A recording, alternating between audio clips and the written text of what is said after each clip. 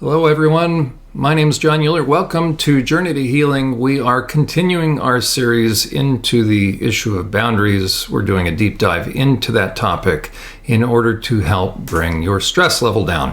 If you'd like to pick up where we have left off in previous podcasts, visit SurvivorSupport.net under podcasts and you will be able to bring yourself up to speed.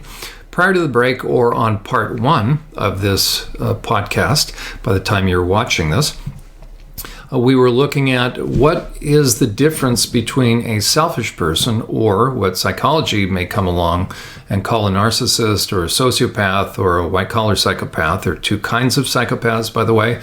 The kind that we typically think of, that is the bloody psychopath. That is the one that's not going to have self-control. There's a lot of people out there, even some of the big names, Robert Hare, James Fallon, even in the PCLR, and I'm certified in that. I was certified when the Department of Corrections in Pennsylvania brought Robert Hare out to train a handful of us. I was one of those selected. And it was interesting to find out that in the PCLR, the forensic assessment for psychopathy, they will list impulsivity. That is true. We certainly understand prisons are filled with impulsive psychopaths, but even the PCLR needs a little bit of changing, needs to be changed a little bit, because the most dangerous kind of psychopaths are those with self-control. So the most profound or adept psychopaths have self-control. So again, those are the ones that we will tend to have around us. And so we have to have discernment, because here's something that most people don't understand. The more profoundly selfish someone becomes, or the more psychopathic, or using some of the terms we've used in the past, the more someone becomes reprobate. That means their brain is no longer functioning the way it's designed. That's a metallurgy term, meaning the testing of that metal, and it has fallen short. Our mind, more than anything, was designed to be able to discern issues of morals and ethics, meaning how we treat people. The more I get into selfishness, the more I will lose that ability, and the more I will lose the interest. So you talk to a profoundly selfish person, and they really won't care whether or not they're impacting someone. Why? Because in the twisting process, and we have looked at this in the past, we're going to look at it again. Here are the stages, and again, it's upside down from the original charts we've been looking at. And again, I encourage you to go back. So here's the original chart that shows on a scale of 1 to 10, we actually have plus 10 all the way to minus 10 in terms of relationships. So if I have a relationship with someone that is actually starting to be self-injurious, then I'm dealing with someone who is at the very least not helpful in my life. And I don't know if he has progressed into what's called, if I can find it here, the twisting zone. Okay, so there's the twisting zone, and what happens in there? We've talked about in the past. What happens is a person really has merged and morphed into, not merged, has morphed into someone who, and we'll look at the 5 stages right there, it will actually go upward. So first they are able to manipulate and they act with presumption, then they use and exploit. But actually what you're dealing with is a person who's further into the fog. They have tricked you, and now they are finally revealing themselves. And so unfortunately, for instance, a lot of people, a lot of women, end up getting connected to someone like this, where the guy manipulates his way in, he presumes, and then begins to use and exploit. He then begins to isolate. Oh, that's supposed to say, not insulates, but, well, they insulate as well. They keep the person in. I need to go back and correct that. So that should read isolate, and then ensnares emotionally, and then controls and enslaves, and then finally abuses for sport, power, and control. So that is someone that is going to be on the receiving end of a whole lot of baggage. We talked about some of the baggage, but one way to view it is like this. Not only does he have the manipulator's baggage, but oftentimes he or she, this little stick figure, is gender neutral. They will also end up having the baggage of others. But what's interesting is the selfish person, the manipulator, the really profound sociopath will eventually cause the person to become isolated, and they will end up having chains on them. And let me get rid of we showed this before, but those who do not move do not notice their chains. So it is time to begin to move, because if you don't move, then you're going to end up feeling like that. You're going to be everybody's chauffeur, and you're going to be manipulated. And how are you going to be manipulated? You're going to be pulled into the fog. That's supposed to be a valley with fog. You're going to be driven into that valley, and what lies in the valley, as we have seen, we have manipulators in there. So do not go into the fog with someone. Meaning the fog represents someone's ability to cause you to doubt and begin to question your intuition. So to the extent that you lose the ability to discern, then you lose the ability to discern whether or not you have a relationship that is healthy, that is growth promoting, where each person is willingly carrying, let me bring this up, we're willingly carrying their responsibility as we help each other move from one level of maturity to the next. But we end up with people in our lives then, if we can't discern, and we end up carrying everybody's stuff. And so we end up feeling that way, which is certainly a stress producer. And by the way, that is not a burden. A burden is something that you're carrying or you're dealing with through no fault of your own. And so if you are not careful, again, you will run the risk of being burned out. And then you have to come see me in therapy, which I don't mind. The clients that I work with are very, very special. But one of the things that oftentimes will eventually have to come up is the idea of the toxic or abusive relationships. So this is a great quote from Sherry Campbell. I do not know her, but I'm appreciative for the words. So she writes, "There is much to learn from toxic family members. You learn what it means to be betrayed, lied to, unfairly blamed, cheated on, smeared, stolen from, abandoned, ignored, neglected, abused, and manipulated. These are important lessons to learn. Your family teaches you exactly what love is not." So if you have a family of toxic people, because you can have a lot of different kinds of family members, right? But you can have a lot of family members in one family that are toxic. So in some ways, it's easier to know what love is when you are clear on what love isn't, hence the need for boundaries. Getting out of these relationships often means you have to pass through a time of feeling like a lost soul, hence grief and loss, as you try and rebuild yourself and your life. Finding your purpose and a true sense of your personal value may take time and can feel scary for a bit. It will pass as you keep your commitments to the boundaries you set on your toxic family members. If you are ever questioning what direction you need to keep going in, that direction is always away from the toxic family members who tried to destroy you. The lesson to keep in mind is that you cannot get well surrounded by a toxic manipulation and abuse. And in that little picture there, abusive family members don't deserve respect just because they are your family. And we couldn't agree more. That's exactly what we've been talking about, that I have to begin to look at what are the nature of the relationships I have, because I could easily end up having a relationship that is very toxic. It probably has been that way for a very long time. And so what am I doing? I am distorting truth. I am not being honest. Why? In hopes that what? In hopes that someday I might finally hear what I'm trying to hear, which is I'm acceptable, that they love me, that I am okay, that I am enough. But how long could you be doing that? You could be doing that forever.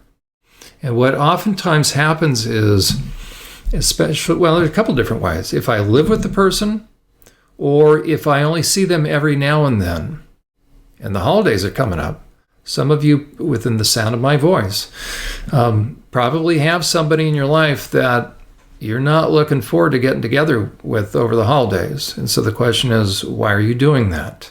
If it's out of obligation, is that really what family's all about? You may say, well, blood is thicker than water. Yeah, but whose blood? Well, you can choose your friends, but you can't choose your family. Where did that come from? That is a whacked out statement, by the way. I understand genetically, yes, you are connected to your family, but you not only can choose your family, you have to. Jesus did. Jesus didn't hang around his brothers. He did not have a good relationship with his brothers because of who his brothers were. Now, some of them finally came to see the light after he was killed and then rose from the dead. But during his life, they tried to lock him up. They tried to put him in a state hospital. Remember, they brought mom along. So those of you that think that Mary was perfect, kind of the fourth member of the Trinity and the co-redemptrix, the question is this: why did Mary go along? She'd been storing up truths in her heart, but she was used as a tool. And she knew what was going to happen. So in this case, shame on Mary. Now, Mary's a wonderful gal, but she compromised. And her Jesus' brothers were going to do what? They were calling him crazy because they wanted to align with the religious leaders. They wanted to stay in good with the religious establishment. So they were going to lock God incarnate, Emmanuel, God with us, they were going to lock God up in a psych hospital. And then what would he do? He'd be talking about, no, I'm kidding. That's not even, I'm not being disrespectful, but can you imagine? He would be the only person in a psych ward that would have ever been correct when he's saying, I don't belong here, I'm God. But then again, he could have opened up the doors and walked out. So, okay. So it is very important that we do not have the pigs in our lives, because we're not supposed to. Jesus said, do not cast your pearls before swine. We were looking at, in part one of this program, before the break, we were looking at who does that not mean? Meaning, is everybody that just irritates us, are they a pig? No, the question is, why am I getting so irritated? So maybe I have issues, but if I'm having issues because others are encroaching upon my boundaries, the question is, why is that going on? Do not settle for a relationship that is hurtful. Why are you doing that? As a matter of fact, if you continue to do that, what's the likely outcome of that? I'll tell you exactly what the likely outcome is. We've looked at it before, but a very powerful scene of that is not only in a movie, but then really what happened in real life between Jane Fonda and her father, Henry Fonda. In the last movie that he did, called On Golden Pond, you have a very unique situation because you had two accomplished actors, an actor and an actress, who played father and daughter, and they were father and daughter. And apparently in that movie, it was enacting a very similar dynamic. And so partway through, or probably a couple of times, according to Jane Fonda, as she looks back at her time doing that film, there are a number of times that she was triggered. Why? Because the actor was actually her father playing her father. Katharine Hepburn played the mother, a very accomplished actress. And she would use Katharine Hepburn as kind of a sounding board to keep her nerves under control. Jane Fonda did. But I want you to listen to this. I've played this clip before, but I want you to listen to, there's a very key moment. I'll set it up and then we can listen to it. And again, we'll kind of talk after. But listen to what happens when she gets triggered and she describes what happens within a part of her. Again, how long has she been around her dad? It's not that she just met this actor. This is her father. Look at her age. She's got to be in her 40s, I believe, when this film was being produced. And listen to what she says when an exchange happens and something happens inside of her. So there were these two things going on during the course of that film. There was the fact that I was working with my father, who was going to die soon. You know, I'd mentioned earlier, my dad just made tremendous fun of me that I studied with Lee Strasberg, okay? So we're shooting a scene in the movie where Dad and Kate are playing Parcheesi, and I'm sitting on the couch reading. And at some point, Kate says, "Why don't you come and play with us?" And my father says something hostile. Chelsea doesn't like playing games. We don't know why. Probably doesn't like losing. And I say to him, something hostile. I tend to panic when the competition gets too intense. What's that supposed to mean? Nothing. So we shoot my close-up first. And when we get everything lit and we're ready to go, and I realize there's so many lights I can't see his eyes. So I ask them, the cinematographer, to put light on his eyes so I can see him, okay? We shoot the scene. Reverse. Now it's on his close-up. And just before we shoot, I say, "Is it okay, Dad? Can you see my eyes?" And he says, "I don't have to see your eyes. I'm not that kind of actor." And I remember being conscious of this thing happening where one half of me died, was obliterated. My father could still do that to me, just wiped me out. And the other half of me was, yes, this is exactly what Chelsea should be feeling at this moment. What I'd like to know is why you enjoy playing games. Huh? You seem to like beating people. I wonder why. It was the end of the day, and Dad left. I was sitting on the couch. I just felt awful. And suddenly I felt these arms going around me. It was Kate. And she sat down next to me and she said, "Don't let him get to you." She says, "I know just how you feel." She said, "Spencer used to do that to me all the time. You know, it would be his close-up in a love scene. I don't need you. You can go home." They have no idea, she'd say. They don't know how much those words can hurt you. Don't let it hurt you. And the fact that she had witnessed my pain and was acknowledging it meant the world to me. What's the matter, darling? Nothing. I don't think I've ever grown up on Golden Pond. Do you understand? No, I don't think I understand. Doesn't matter. I act like a big person everywhere else. I'm in charge of Los Angeles, and I come here, I feel like a little fat girl. That's just because your father said that. Anybody relate to that? And the question is, when she said, when her father, during the acting, said that to her, she said a part of her did what? A part of her died. How old is she? She's in her 40s.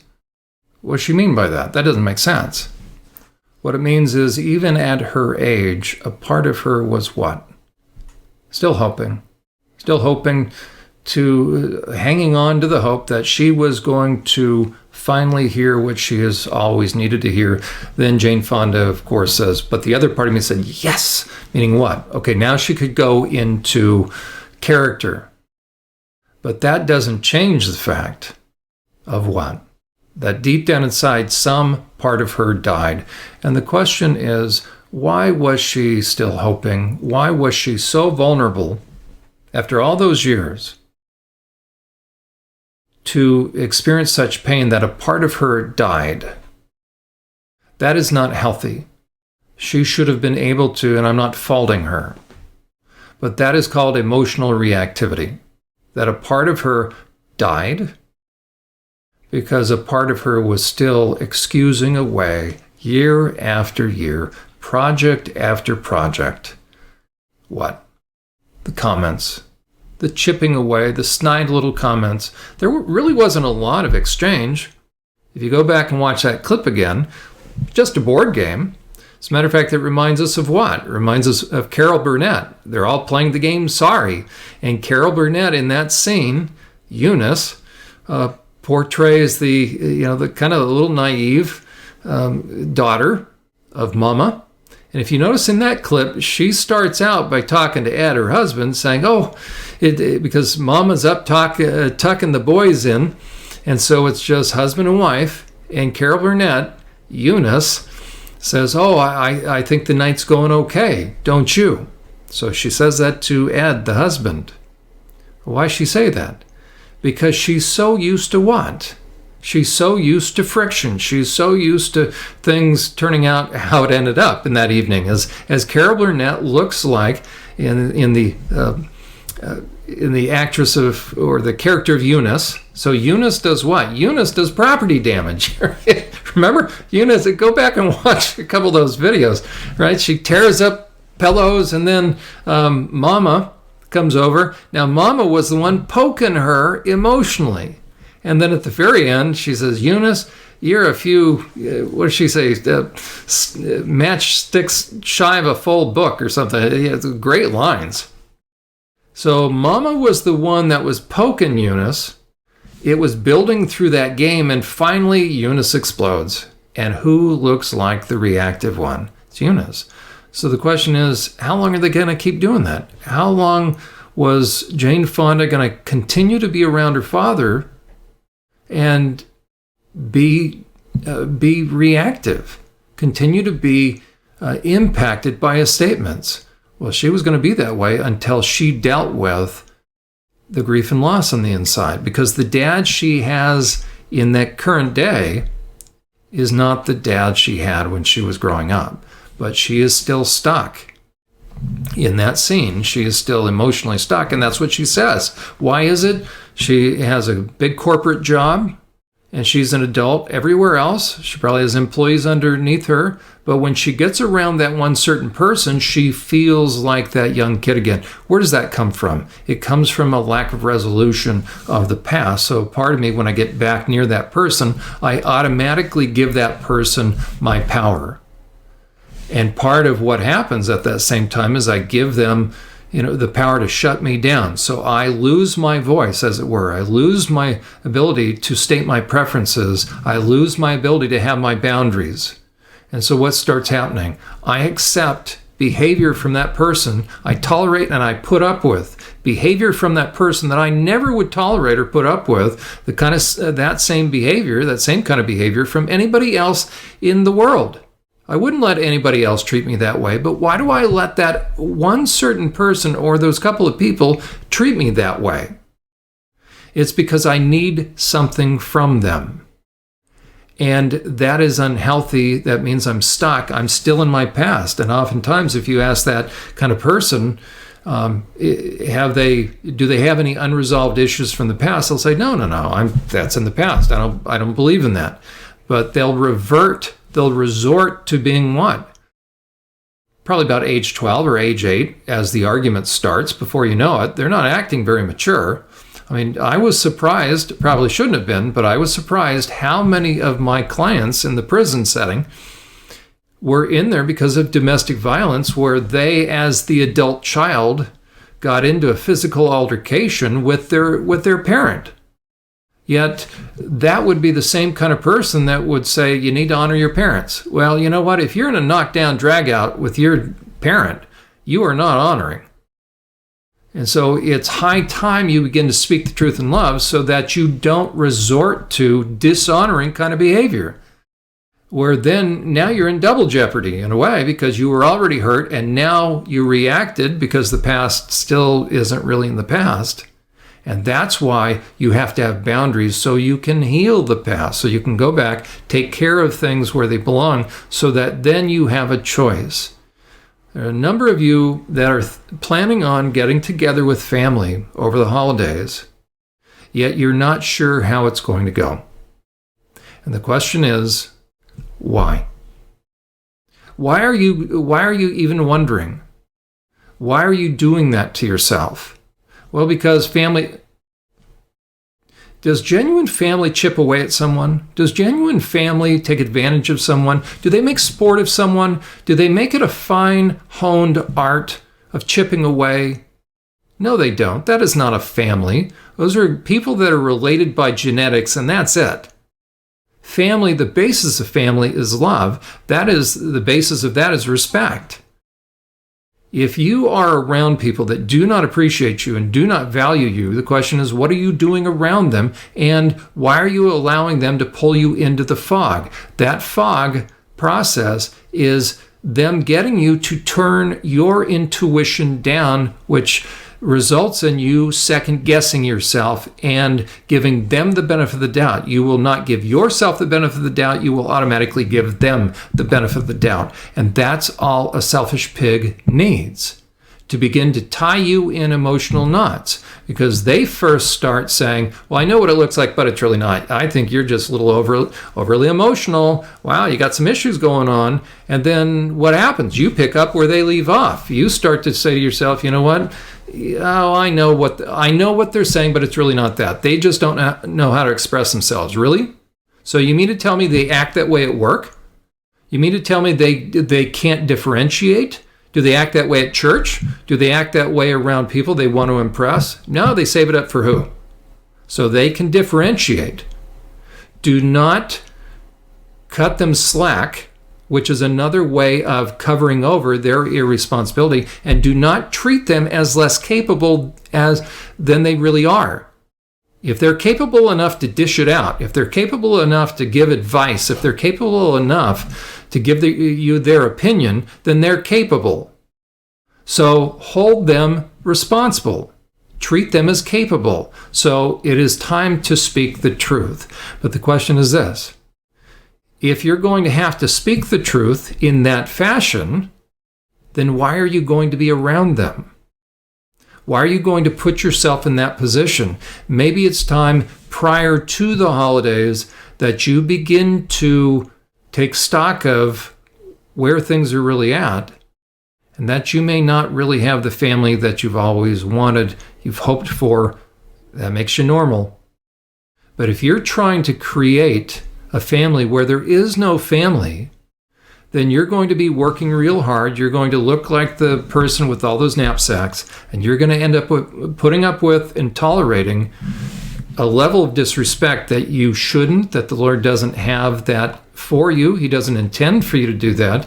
And then what ends up happening? You cast your pearls before swine, and then how do you feel? You feel all the anxiety, which is really what? If you've listened to past podcasts, you'll know it's adrenaline. Where's the adrenaline coming from? It's actually anger. So if you have depression or anger or panic attacks, you actually have anger under the surface, and it's trying to tell you something. And we will look at what kind of people are tremendously adept at working you and tying you in emotional knots. We're going to look at, again, more of the fine art of being a sociopath and a white-collar psychopath on the next edition of Journey to Healing. You've been listening to Journey to Healing, sponsored by SurvivorSupport.net. We trust you've been helped by the information our host, Jon Uhler, has shared. To donate to this ministry, schedule a personal consultation with Jon, or to arrange a professional training for your church or organization with Jon, simply visit our website. On behalf of Survivor Support, we look forward to hearing from you and to have you join us next time on Journey to Healing.